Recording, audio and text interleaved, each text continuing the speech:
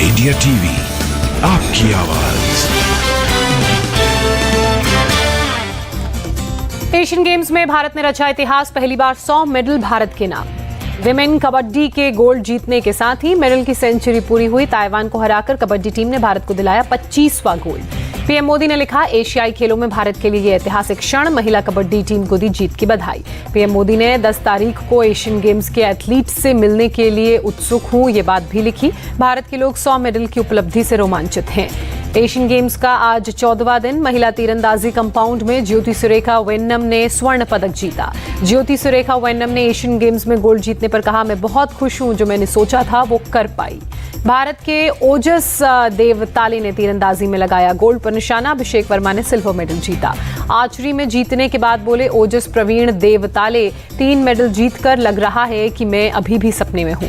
महिला तीरंदाजी के कंपाउंड में अदिति गोस्वामी ने भी ब्रॉन्ज मेडल पर निशाना लगाया। इंडोनेशिया की तीरंदाज को शिकस्त दी। एशियन गेम्स के मेंस हॉकी में भारत ने गोल्ड मेडल पर अपना कब्जा जमाया। जापान को 5-1 से करारी शिकस्त दी। भारत ने एशियन गेम्स हॉकी में चौथी बार गोल्ड मेडल जीता। जीत के साथ भारत ने पेरिस ओलंपिक के लिए भी क्वालिफाई किया। भारत की तरफ से कप्तान हरमनप्रीत सिंह ने सबसे ज्यादा 2 गोल दागे। मनप्रीत सिंह, अभिषेक और अमित रोहिदास ने 1-1 गोल किया। ओडिशा के सीएम नवीन पटनायक ने हॉकी टीम को जीत पर वीडियो संदेश जारी किया, बधाई दी। गोल्ड मेडल जीतने पर हॉकी टीम के लिए बधाइयों का भी सिलसिला जारी। भारतीय हॉकी टीम के कप्तान हरमनप्रीत सिंह ने पूरी टीम को जीत का श्रेय दिया। कहा, हम गोल्ड मेडल जीतने का लक्ष्य लेकर आए थे। हॉकी के अलावा भारत ने कुश्ती में 3 ब्रॉन्ज मेडल जीते। महिला कुश्ती में सोनम ने 67 किलोग्राम भार वर्ग में ब्रॉन्ज मेडल जीता। किरण बिश्नोई ने 76 किलोग्राम फ्री स्टाइल में ब्रॉन्ज पर कब्जा किया। किरण ने मंगोलिया के खिलाड़ी को 6-3 से शिकस्त दी। 57 किलोग्राम भार वर्ग फ्री स्टाइल में अमन सहरावत ने चीन के लियू मिंगू को हराया। अमन ने एक तरफा मुकाबले में 11-0 से हराकर ब्रॉन्ज मेडल पर कब्जा किया। तीरंदाजी में टीम इवेंट में भारत की महिला टीम ने ब्रॉन्ज मेडल जीता। अंकिता भगत, सिमरनजीत और भजन कौर की टीम ने वियतनाम की टीम को 6-2 से हराया। तीरंदाजी मेंस इवेंट में भारत को सिल्वर मेडल मिला। अतानु दास, धीरज और तुषार की तिकड़ी को हार का सामना करना पड़ा। बैडमिंटन मेंस सिंगल के सेमीफाइनल में भारत के एचएस प्रणॉय को चीन के खिलाड़ी ने 2-0 से हराया। प्रणॉय को ब्रॉन्ज मेडल मिला। ब्रिज में फाइनल में भारत की टीम हांगकांग से हारी। हांगकांग से 238.1/152 के स्कोर से हारी। भारत को सिल्वर मेडल से संतोष करना पड़ा। एशियन गेम्स के सेपक टकरा इवेंट में भारत को पहली बार पदक मिला। सेमीफाइनल में थाईलैंड से हार के बाद ब्रॉन्ज मेडल मिला। सेमीफाइनल में भारत और बांग्लादेश का हुआ मुकाबला। भारत ने बांग्लादेश को 9 विकेट से करारी शिकस्त दी। बांग्लादेश की टीम ने पहले खेलते हुए 20 ओवर में 96 रन बनाए। भारत की टीम ने 1 विकेट के नुकसान पर लक्ष्य हासिल कर मैच जीता। भारत की तरफ से तिलक वर्मा ने 26 गेंदों में ताबड़तोड़ 55 रनों की नाबाद पारी खेली। कप्तान ऋतुराज गायकवाड़ ने 40 रन बनाए। ईडी ने शुक्रवार को संजय सिंह के करीबी सर्वेश मिश्रा का बयान दर्ज किया। सर्वेश मिश्रा से करीब 9 घंटे की पूछताछ हुई। ईडी जल्द सर्वेश मिश्रा और विवेक त्यागी के सामने संजय सिंह को बैठाकर पूछताछ कर सकती है। ईडी के मुताबिक सर्वेश को संजय सिंह के कहने पर मिले थे 1-1 करोड़ रुपए। संजय सिंह की गिरफ्तारी पर बोले सीएम अरविंद केजरीवाल, डरा धमका कर लिए जा रहे हैं बयान, लोकतंत्र के लिए ठीक नहीं। केजरीवाल ने कहा, झूठे मामलों में लगातार फंसाने की कोशिश हो रही है। घोटाले की बात करते हैं लेकिन बात निकलती कुछ और है। बीजेपी पर आम आदमी पार्टी के हमले जारी। कहा, जो भी मोदी के खिलाफ बोलेगा उसके खिलाफ ईडी सीबीआई छोड़ देते हैं। कपिल मिश्रा का सीएम केजरीवाल से सवाल। पूछा, संजय सिंह का असिस्टेंट विवेक त्यागी कैसे बन गया शराब माफिया का पार्टनर। आम आदमी पार्टी सांसद राघव चड्ढा को झटका, खाली करना होगा टाइप 7 सरकारी बंगला। कोर्ट ने वापस लिया अंतरिम आदेश। राघव चड्ढा के बंगले का आवंटन 3 मार्च 2023 को रद्द कर दिया गया था। 17 अप्रैल को उन्होंने दायर किया गया मुकदमा, जिस पर कोर्ट ने अंतरिम रोक लगा दी थी। बंगले का आवंटन रद्द किए जाने पर राघव चड्ढा ने कहा, आधिकारिक आवास को बिना सूचना के रद्द किया गया। आवंटन में है कई अनियमितताएं। दिल्ली की मंत्री आतिशी का बयान। कहा, ऑनलाइन गेमिंग एक उभरता हुआ स्टार्टअप क्षेत्र, 28% जीएसटी लगाने से पड़ा भारी असर। महादेव बेटिंग ऐप केस में ईडी की बड़ी छापेमारी। मुंबई में अंधेरी में एक प्रोडक्शन हाउस पर की छापेमार कार्रवाई। ईडी को प्रोडक्शन हाउस पर शक। दुबई से प्रोडक्शन हाउस को किया जा रहा था पैसा फाइनेंस। राजस्थान के झुंझुनू में कांग्रेस के बर्खास्त मंत्री राजेंद्र गुणा के बिगड़े बोल। सीएम गहलोत को कहा नरभक्षी। राजेंद्र गुणा ने अशोक गहलोत को बताया निकम्मा। कहा, गहलोत के ताबूत में ठोकूंगा आखिरी कील। जयपुर में कांग्रेस कोर ग्रुप की हुई बैठक। राजस्थान में जल्द ही होगी कांग्रेस की 6 बड़ी जनसभाएं। राहुल, प्रियंका और मल्लिकार्जुन खड़गे लेंगे हिस्सा। राजस्थान में चुनाव से पहले अशोक गहलोत का बड़ा दाव, कहा बिहार सरकार की तर्ज पर जाति जनगणना करवाएंगे। सीएम गहलोत ने कहा जातीय जनगणना के बाद जनसंख्या के हिसाब से लोगों को मिलेगा योजनाओं का फायदा। राजस्थान के मालपुरा, सुजानगढ़ और कूचामन बनेंगे 3 नए जिले, सीएम गहलोत ने किया ऐलान। सीएम शिवराज सिंह चौहान ने डिंडोरी में फिर पूछा जनता से सवाल, मामा को फिर से मुख्यमंत्री बनना चाहिए कि नहीं। सीएम शिवराज ने लाडली बहन योजना का जिक्र करते हुए कहा, मेरे साथ आज सभी संकल्प लें कि जो आपके हित में काम करेगा आप उसी के साथ हैं। कमलनाथ पर सीएम शिवराज का पलटवार, मध्य प्रदेश को चौपट प्रदेश कहकर कर रहे अपमान। इंदौर में कैलाश विजयवर्गीय का बड़ा बयान, कहा मैं भोपाल से इशारा करूंगा और यहां काम हो जाएगा। मध्य प्रदेश में पूर्ण बहुमत से फिर बनेगी बीजेपी की सरकार, केंद्रीय मंत्री ज्योतिरादित्य सिंधिया का दावा। मध्य प्रदेश चुनाव में बीजेपी रिकॉर्ड सीटें जीतेगी, केंद्रीय मंत्री अनुराग ठाकुर का बयान। राजस्थान, मध्य प्रदेश समेत 5 राज्यों के पर्यवेक्षकों के साथ सीईसी राजीव कुमार की बैठक, चुनाव की तारीखों को लेकर चर्चा। चुनावी घोषणाओं पर राजस्थान, मध्य प्रदेश और केंद्र को नोटिस। सुप्रीम कोर्ट ने चुनाव आयोग से भी 4 हफ्ते में जवाब मांगा। असली एनसीपी को लेकर शरद पवार ने चुनाव आयोग में रखा अपना पक्ष, कहा गलत दस्तावेज देकर कोई विवाद नहीं बता सकता। शरद पवार के वकील अभिषेक मनु सिंघवी ने कहा, अजीत पवार ने गलत दस्तावेज दिए, झूठे दस्तावेज से पार्टी पर नहीं कर सकते दावा। दिल्ली में मल्लिकार्जुन खड़गे और शरद पवार की बैठक, इंडिया अलायंस की आगे की रणनीति पर हुई बात, राहुल भी रहे मौजूद। मल्लिकार्जुन खड़गे का पीएम मोदी पर निशाना, कहा कांग्रेस की जितनी आलोचना करनी है कर ले, लेकिन गरीबों से अधिकार न छीने।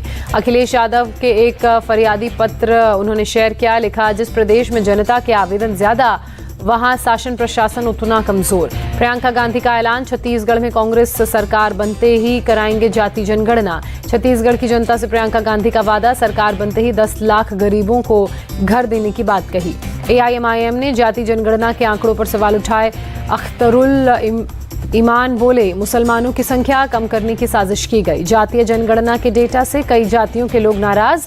बीजेपी सांसद सुशील मोदी बोले, धोखाधड़ी हुई। सुप्रीम कोर्ट का जातीय जनगणना के डेटा पर रोक लगाने से इनकार। बिहार सरकार से 4 हफ्तों में जवाब मांगा, अगले साल जनवरी में होगी मामले पर सुनवाई। राहुल को रावण बताने पर कांग्रेस भड़की, बीजेपी मुख्यालय पर कार्यकर्ताओं का प्रदर्शन। बीजेपी अध्यक्ष जेपी नड्डा के खिलाफ मामला दर्ज। जयपुर में कांग्रेस नेता जसवंत गुर्जर ने राहुल को रावण बताने पर केस। इंडिया अलायंस की वजह से बीजेपी में बौखलाहट, पीडीपी चीफ महबूबा मुफ्ती का निशाना। महबूबा मुफ्ती ने कहा, देश में 75 साल में दूसरा गांधी नहीं हुआ, बीजेपी के 10 साल में कई गोट से बन गए। हैदराबाद में जेपी नड्डा का विपक्ष पर हमला, जम्मू कश्मीर से तमिलनाडु तक फैली पारिवारिक पार्टियां। केंद्रीय मंत्री धर्मेंद्र प्रधान का बयान, इंडिया गठबंधन के खिलाफ उड़ीसा से लड़ना चाहता हूं लोकसभा। बिहार के भागलपुर में नीतीश कुमार की पार्टी के विधायक गोपाल मंडल की बढ़ सकती हैं मुश्किलें, अस्पताल में पिस्तौल लेकर जाने पर प्रशासन ने भेजा नोटिस। अस्पताल में पिस्तौल लहराने के सवाल पर भड़के जेडीयू विधायक गोपाल मंडल, पत्रकारों को दी गालियां। तेलंगाना के में गृह मंत्री मोहम्मद महमूद अली ने अपने सुरक्षा अधिकारी को थप्पड़ जड़ा, सोशल मीडिया पर वायरल। एसवाईएल नहर मुद्दे पर पंजाब के राज्यपाल से मिले अकाली नेता, कहा मान सरकार ने सुप्रीम कोर्ट में राज्य के हितों के साथ समझौता किया। एसवाईएल नहर मुद्दे पर बोले सीएम खट्टर, पंजाब सरकार सुप्रीम कोर्ट के आदेश का पालन करेगी। देश भर में विश्व हिंदू परिषद की तरफ से निकाली जा रही शौर्य यात्राएं, राम मंदिर को लेकर चले लंबे संघर्ष को किया जा रहा याद।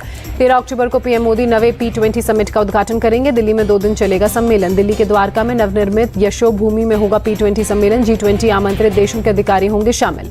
भारत कनाडा राजनयिक विवाद पर अमेरिकी विशेष दूत का बयान, हर कोई जांच को आगे बढ़ाने में मदद करे। गृहमंत्री अमित शाह का दावा, 2 साल में पूरी तरह खत्म हो जाएगा वामपंथी उग्रवाद।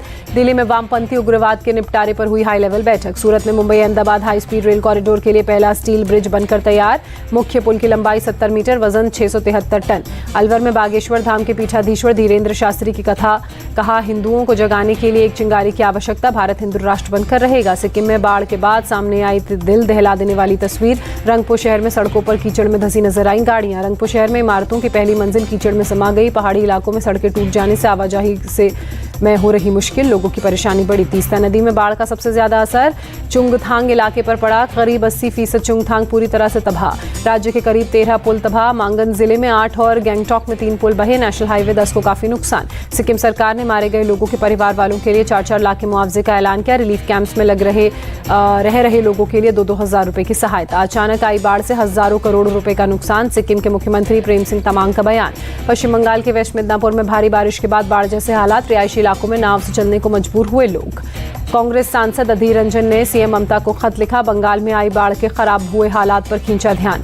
दिल्ली के कमरुद्दीन नगर में एक प्लास्टिक के गोदाम में आग लगी। फायर ब्रिगेड की टीम ने आग पर काबू पाने की कोशिशें शुरू की। मध्य प्रदेश के छतरपुर में चुनाव से पहले पुलिस को बड़ी कामयाबी। एक कार से 13,72,000 रुपए नकद बरामद। पुलिस को पैसों के साथ कुछ दस्तावेज भी बरामद हुए। पैसे और दस्तावेज के सोर्स और राजनीतिक कनेक्शन की जांच जारी। ग्वालियर के भाटापारा इंडस्ट्रियल एरिया में ऑयल फैक्ट्री में लगी आग। फैक्ट्री में रखा सारा ऑयल जलकर खाक। फायर ब्रिगेड ने 7 गाड़ियों को मौके पर पहुंचकर आग पर पाया काबू। आसपास की फैक्ट्रियों में आग फैलने का खतरा भी टला।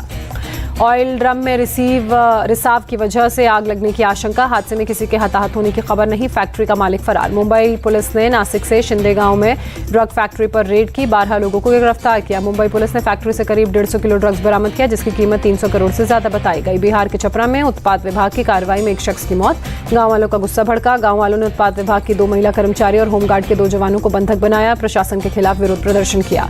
नायका बाजार इलाके में शराबियों की धरपकड़ के लिए उत्पाद विभाग ने सड़क पर लगाई थी चेकिंग। बाइक से आते जाते शख्स को चेक कर रहे थे और शख्स और बेटे को रोका भी था। मारे जाने वाले शख्स के बेटे के मुताबिक उत्पाद विभाग के कर्मचारियों ने उसके पिता को लाठी से पीटा। पिटाई के दौरान शख्स की मौत।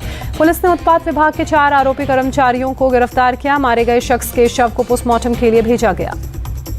महाराष्ट्र में सरकारी अस्पतालों में हो रही मौतों पर सियासत तेज। उद्धव ठाकरे बोले मरीज मर रहे हैं और सीएम दिल्ली में बैठे। उद्धव ठाकरे की मांग, मरीजों की मौत की सीबीआई जांच होनी चाहिए। स्वास्थ्य मंत्रियों से इस्तीफे की मांग करे सरकार। उद्धव ठाकरे पर सीएम शिंदे का पलटवार। नांदेड़ जैसे मामले पर राजनीति करना दुर्भाग्यपूर्ण। गोरेगांव अग्निकांड के पीड़ितों से मिलने अस्पताल पहुंचे आदित्य ठाकरे। प्रियंका चतुर्वेदी, कांग्रेस नेता संजय निरुपम भी मौजूद रहे। अयोध्या में व्यापारियों का विरोध प्रदर्शन। संत परमहंस भी हुए शामिल।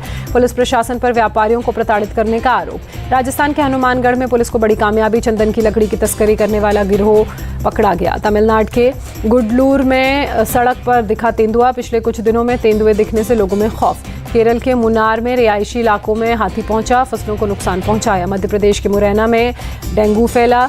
गुलखेरा गांव में आधी आबादी बीमारी की चपेट में। सरकारी स्वास्थ्य विभाग का दावा, जल्द पहुंचाएंगे मदद। तमिलनाडु के मदुरई में डेंगू के बढ़ते मरीजों को लेकर स्वास्थ्य विभाग का एक्शन। राजाजी अस्पताल में बनाया गया विशेष वार्ड। कर्नाटक में स्वास्थ्य विभाग का फैसला। सरकारी अस्पतालों को दिए सभी जरूरतमंदों को एंटी रेबीज वैक्सीन मुफ्त लगाने के निर्देश।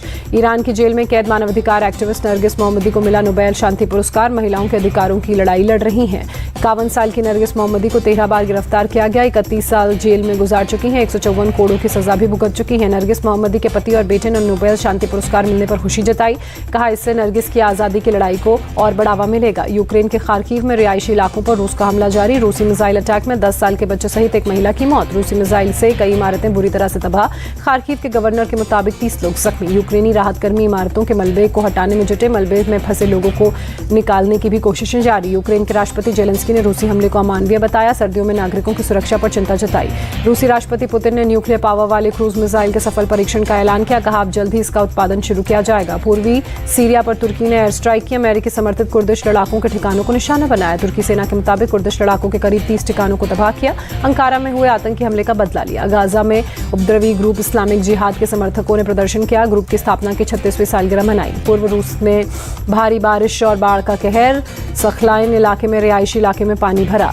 यूजनो सखलांस्क शहर में तूफानी बारिश के बाद बिजली ठप। 5000 से ज्यादा मकान अंधेरे में डूबे। रूस की इमरजेंसी सर्विस बिजली व्यवस्था बहाल करने में जुटी। रिहायशी इलाकों में पंप से पानी निकालने का काम जारी।